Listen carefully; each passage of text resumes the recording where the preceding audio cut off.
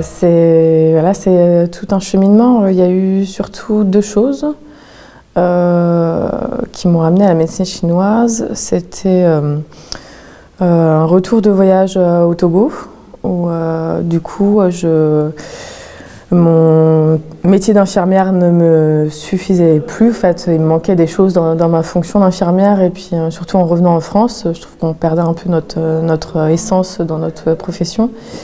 Et puis, voilà, je cherchais autre chose dans les soins. Et c'est vrai que mon projet était aussi d'avoir un travail où j'étais plus indépendante et où je pourrais revenir travailler en Afrique, plus dans un cadre de cabinet. Et puis... Moi, j'ai fait des études de biologie et j'étais vraiment très intéressée par tout ce qui était monde vivant, mais je ne me voyais pas travailler en laboratoire. Ensuite, j'ai fait des études de paysagisme.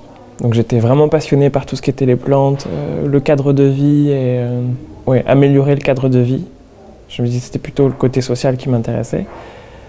Mais je ne me voyais pas trop travailler en cabinet ou en bureau d'études non plus. Donc là, j'ai pas mal voyagé. J'ai vécu 1 an et demi en Australie. Et là, j'ai découvert l'herboristerie. Mais tout ça, c'était quand j'avais une vingtaine d'années. Donc après mes voyages, je suis rentré en France. Et là, je me suis dit, je vais me renseigner un peu sur les études. Et l'herboristerie, ça me semblait passionnant. On peut se former, mais on ne peut pas exercer en France. Et là, sur Internet, j'ai découvert un peu les écoles de médecine chinoise et je suis tombé sur une présentation du CEDRE. Et je me suis dit, waouh, c'est passionnant, ça a l'air évident et il y a une façon de voir la médecine qui est très différente. Donc ça m'a semblé super intéressant. J'ai attendu un peu, je suis reparti au Canada.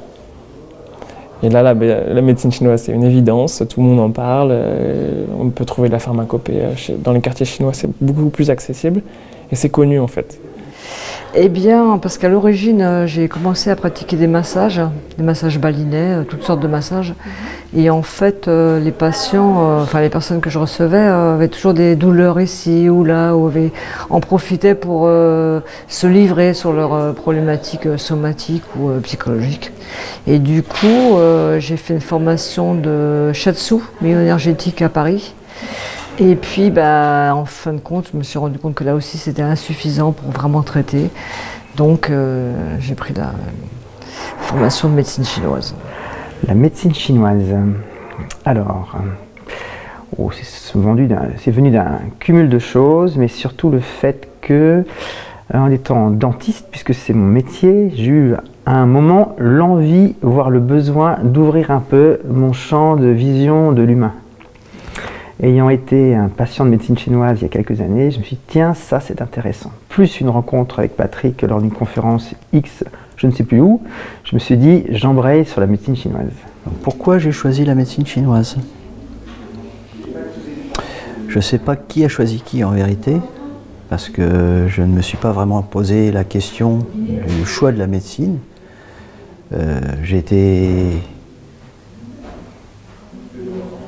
J'avais besoin de répondre à des questions et j'ai trouvé les réponses dans la médecine chinoise. Je m'intéressais à la médecine, mais je ne savais pas encore laquelle. Je ne savais pas encore qu'il y avait des médecines au départ. J'avais bien remarqué qu'il y avait une grosse différence entre la médecine d'Hippocrate et celle de Pasteur. J'ai toujours du mal à dire la médecine de Pasteur parce que Pasteur n'était pas médecin et pour moi, c'est pas vraiment de la médecine, c'est de la biochimie. On a un peu oublié le patient. Les causes de maladie, on a oublié beaucoup de choses. Voilà. Mais ça, c'est pas mon problème puisque c'est pas ma médecine. En fait, la médecine qui m'intéressait, c'était la médecine d'Hippocrate. Parce que je m'intéressais au pré-socratique. Je voulais faire de l'ethnologie, j'ai fait un peu de philosophie, donc je suis de sociologie, de psycho, de géographie. Et en m'intéressant à la philosophie chinoise, ou à la philosophie de chez nous, je me suis aperçu qu'il y avait une époque où le médecin était philosophe également, où la sagesse était plus importante que la philosophie. Et la sagesse, ça voulait dire se connaître soi-même. Le philosophe, c'est celui qui parle de la sagesse. Donc Platon parlait de Socrate, mais Socrate, il disait « connais-toi toi-même ». Et dans la philosophie chinoise, il y avait la même chose. Et donc je suis allé faire un tour dans des monastères. Je suis allé m'asseoir sur des coussins. J'ai eu mal aux genoux, parce que je ne savais pas si c'était mon ego qui qui posait problème ou s'il fallait vraiment que je réduise ma pratique. Et un Japonais qui était de passage m'a mis des aiguilles et j'ai eu moins mal aux genoux. Donc je me suis dit tiens, c'est drôle ça. Donc j'ai acheté des livres sur l'acupuncture. Et puis là, ça m'a fait tilt parce que je me suis aperçu que dans ces livres, il y avait de la philosophie et de la médecine. Et que c'était, en fait, cette médecine était une philosophie appliquée. Il y avait une vision du monde, il y avait une vision du vivant et une compréhension des choses, un éclairage, et qui aboutissait à des traitements concrets. Donc je me suis dit là, et j'ai vu que cette médecine, elle était de la même époque que celle d'Hippocrate, mais sauf que les Chinois l'ont gardée, en tout cas jusqu'à la dernière révolution culturelle. Je ne saurais toujours pas dire si j'ai choisi cette médecine ou si elle m'a choisi, mais c'est pas parce que c'était chinois, en tout cas, c'est parce que c'était une médecine humaniste et naturaliste que les Chinois ont gardé et que j'ai envie d'entretenir à mon tour, en la dépouillant de son emballage, en gardant ce qu'il faut et en respectant bien sûr les origines, mais en ne mettant pas un kimono pour travailler et en ne donnant pas des conseils trop... en parlant pas chinois à mes patients en tout cas.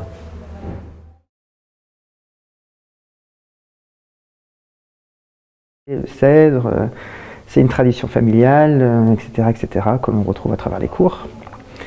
Et ça m'a semblé bien structuré, très clair, et là-dessus, le contrat est rempli, c'est très structuré, très clair, cheminement et intéressant du début à la fin. Là, je suis tombée sur une vidéo qui passait de mission humanitaire d'acupuncture qui se passait au Bénin, en fait, que Patrick avait fait il y a 10 ans. Waouh, génial, ça répond à mes attentes, en fait, à savoir aussi si c'est une médecine, cette médecine-là peut se pratiquer là-bas. Et puis après, j'ai parlé avec Benjamin qui tenait le stand de la médecine chinoise en général, qui m'a parlé de Léong. Il y avait déjà la tradition familiale qui était installée. Et je sais pas, je suis partie là-dedans, ça a matché tout de suite. Et puis après, dès le premier week-end de formation que Patrick nous a donné, c'était clair que... il a parlé de la cosmogonie chinoise et d'où vient la médecine chinoise et ce lien entre l'homme et la nature intérieure à l'homme. Et en fait, tout de suite, j'ai eu la sensation que j'étais à ma place, quoi. Enfin, c'était ça. C'est une médecine qui allait me parler.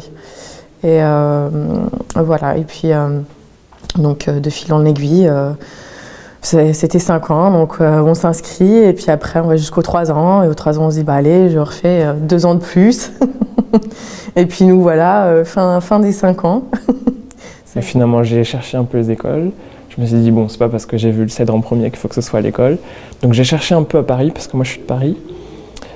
Et les autres écoles me touchaient pas autant, et c'est comme s'il y avait un truc qui manquait là-bas. Au cèdre, c'était des petites promos, et puis il y avait Xinyi, c'est la seule école dans laquelle j'en ai parlé. Je me dis, bon, fais une journée d'essai. Donc j'ai assisté à un cours de 2e année, et là c'était super. C'était tout nouveau, je me dis je connais pas du tout, mais la façon dont ça marche, ça a l'air super intéressant. Et donc je me suis inscrit, j'ai commencé.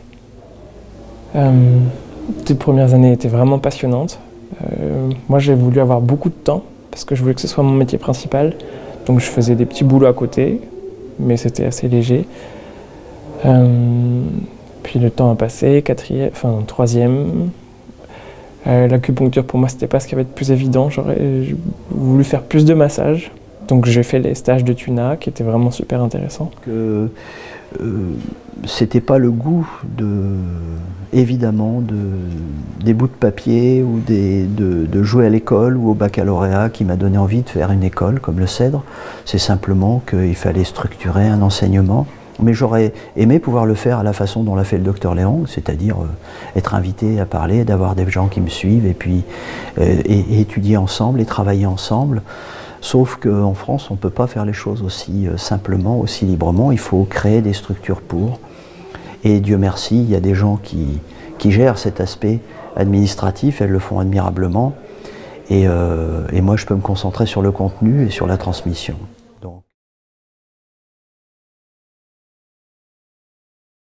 mon retour avec les plantes parce que j'avais quand même pas mal de connaissances botaniques et à la 4e et 5e année qui sont vraiment passionnantes, très riches, très denses. Heureusement que la pharmacopée est là parce que je pense que l'acupuncture serait insuffisant en fait. Jusqu'à présent je pensais qu'avec l'acupuncture on aurait pu traiter main et main de problèmes, mais non, finalement non. Il faut l'appui, il faut des traitements de fond. Parce qu'en fait, l'acupuncture, moi je le vois comme un peu un booster pour relancer un peu l'activité énergétique ou pour calmer justement un excès d'énergie qui peut être intéressant. Mais il faudrait presque piquer tous les 3 jours pour que ça tienne dans le temps. Alors qu'avec la pharmacopée, il y a une autonomie, une indépendance de traitement. Et puis ça permet de revoir les personnes, mettons, à la fin du traitement, de faire le point, soit on continue la formule, soit on la modifie, qu'est-ce qu'on enlève, qu'est-ce qui a changé, qu'est-ce qui n'a pas changé. Donc voilà, la pharmacopée, c'est pour moi, franchement, je pense que c'est indispensable. Je conseille à tous les praticiens de médecine chinoise qui sont en formation et qui sont rendus à l'acupuncture de continuer parce qu'ils se rendront vite compte qu'ils auront d'abord beaucoup plus de patientèle avec la pharmacopée et ils seront plus performants et plus complets, quoi. Je pense que c'est médecine chinoise sans pharmacopée, ça ne veut pas dire grand-chose, quoi. Surtout ne pas hésiter à continuer. Je sais que beaucoup se posent la question du passage de la 3e année à la 4e et 5e année. Je me suis posé la même question. Je pense qu'il faut continuer, même si ça demande beaucoup de boulot de tête, mais ça permet de réviser tout ce qu'on a vu avant, de préciser tout ce qu'on a vu avant et d'offrir d'autres techniques que finalement l'acupuncture ne permet pas d'obtenir. Donc il ne faut pas hésiter à embrayer sur la suite. Et moi, comme plein d'autres, ces 5 ans, ce n'est pas une finalité, forcément c'est le début, c'est la base d'autre chose. Et à travers toutes les formations complémentaires que propose le CED, on peut faire plein de choses et continuer. Parce que je pense qu'en fait, il n'y a pas de fin.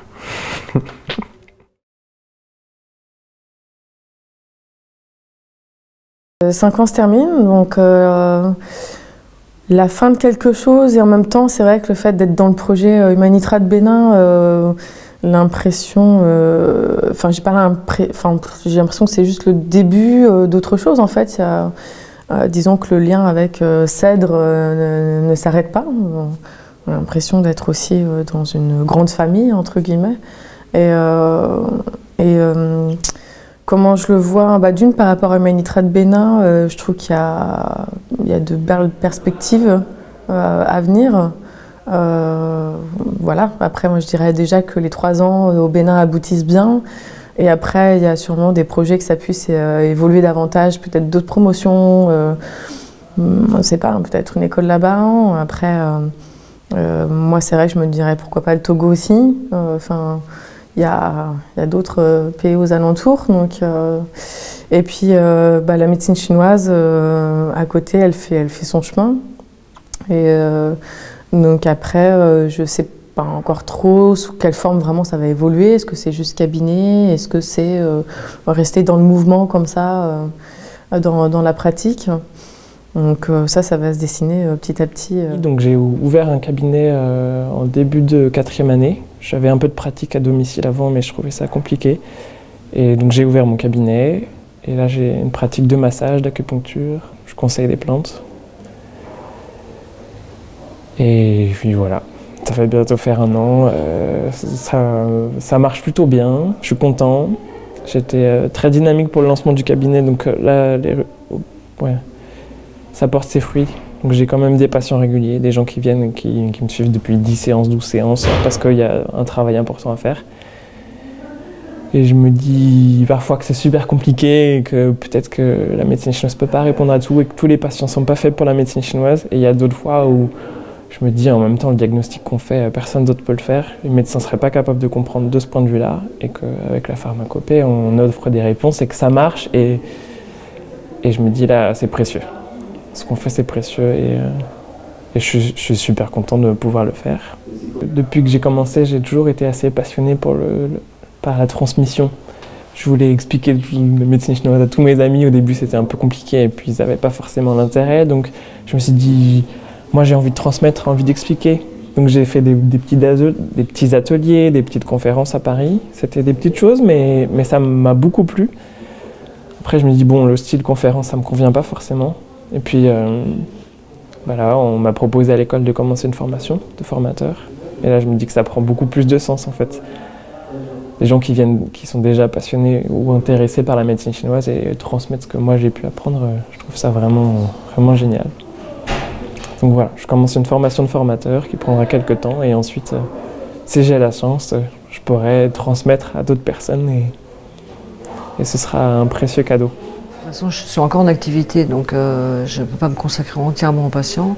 Avec un petit flux de patients, un rythme tranquille, je ne veux pas faire la patientèle du matin au soir, je pense que ce serait trop. Alors un petit flux, 2 personnes par jour, moi ça me va très bien. 2, 3, c'est parfait. C'est-à-dire que moi je ne compte pas arrêter ce que je fais, mais par contre je voulais créer quelque chose d'autre à côté. Voilà, et travailler en parallèle de ce que je fais déjà pour voir les gens différemment, continuer quand même à travailler dans mon métier de dentiste, mais à côté développer ça. Donc ça c'est en cours puisqu'on a ouvert depuis 48 heures un cabinet de médecine chinoise et il faut le mettre en place maintenant et se faire connaître et démarrer cette nouvelle aventure.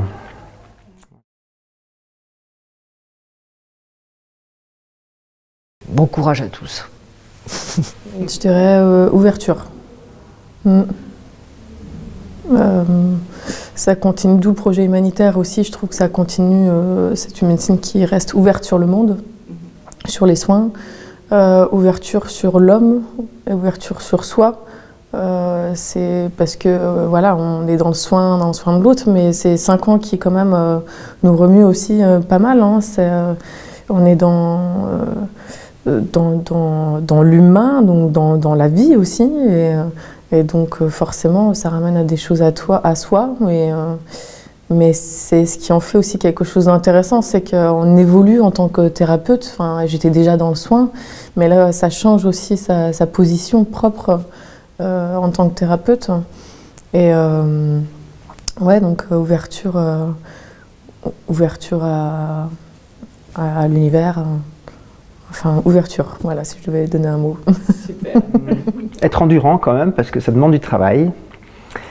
Mais comme on dit, celui qui réussit, c'est ni le plus fort, ni le plus rapide, mais celui qui va jusqu'au bout. Comme disait le docteur Léon, ne soyez pas pressé de devenir un grand praticien, parce que ça se forge, c'est comme le vin, ça vient tout doucement. Mais si on ne veut pas devenir de la piquette, il faut bien faire les choses au départ.